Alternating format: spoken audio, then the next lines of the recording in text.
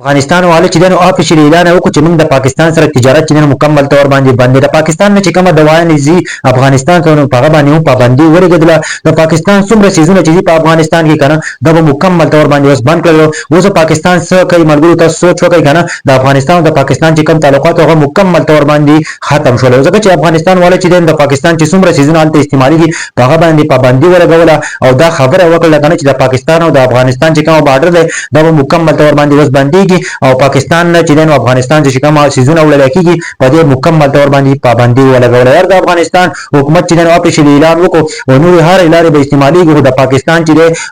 بارډر مکمل تور باندې بندي زمونږ د پاکستان چې د نور حالات خراب دي کوي کچرته پاکستان په افغانستان باندې حمله کوي نو افغانستان باندې چې یو حمله کوي نو افغانستان والا بلګي او په پاکستان باندې بلس حمله کوي خا د اپریشل چې د هغه اعلان وکړو تجارت سره مکمل تور باندې ختم کو ځکه چې دوه مسلمانان ملکونه چې د یو بل سره وس په جنگ شول هغه دا اعلان وکړ چې موږ پاکستان سره تعلق نور نه ساتو څومره تجارت چې شوی مخکې هغه شوی د اوس په چې موږ د پاکستان سره تجارت هم نه کوو د پاکستان سيزونه چې د افغانستان کې به نه استعماليږي ملګرو وای د انډیا لارې به استعماليږي د نور ملکونو سره موږ تجارت کوو هم د پاکستان سره تجارت نه کوو د پاکستان نه مکمل تور باندې انکار وکړ ډېر د افسوس مقام دی کنه چې دوه مسلمانان ملکونه چې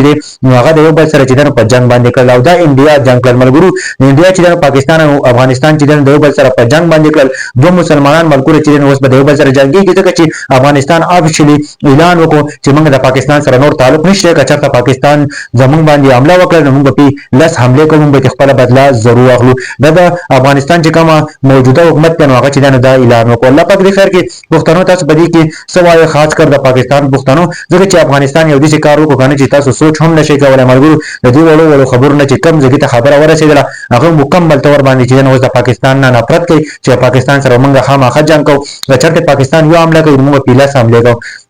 دا چې د افغانستان حکومت اعلان وکړ الله پاک دې خیر کې کنه چې مخکې دا جنگ لاړ نشي او دا صلح وشي کنه د دې چې د مذاکرات وشي نو ډېر خبرو ځکه کنه چې چرته پاکستان او افغانستان جنگ وکړي نو دوه مسلمان ملکونه دي دوه مسلمان ملکونه به چې د غرق شي تباہ او برباد بشي یو ګوره کته سوچ وکړئ کنه څومره افغانستان والا کسان چې هغه مریضان نه هغه پاکستان ته راځي او خاص کر په پېښور کې دغه علاج کیږي هغه ته ډېر زیات غټ مشکلات جوړ شمل ګورو کته سو ګوره کنه د پاکستان سټوډنټان لګي او الته چې نو ام ډي لذي الته چې سبقونه لذي او الته چې سبقونه وای نو دې بس کې مرګور چې دوه ملکونو تعلقات چې مکمل تور باندې خراب شول زه خاص کر د پښتنو ته مګنه چې تاسو په دې باره کې سوال خوندې کمنټ به ضرور کوئ او الله پاک دې خیر کې چې دې دوه ملکونو صلح وشي او دا څومره انتشار چې جوړ کړی دا انډیا جوړ کړی دی انډیا نه غواړي چې دوه مسلمان ملکونه د بل سره تجارت وکړي او هغه چې د بل سره ټیک وي نو دې چرته هم انډیا داسې نه غواړي نو هغه اپیشل اعلان وکړي چې موږ د پاکستان سره نور نه تجارت کوو نه د پاکستان دوايانې په افغانستان کې استعماليږي او نه بچي د پاکستان یو چیز بچي هم په افغانستان کې منګا نه فری ملګرو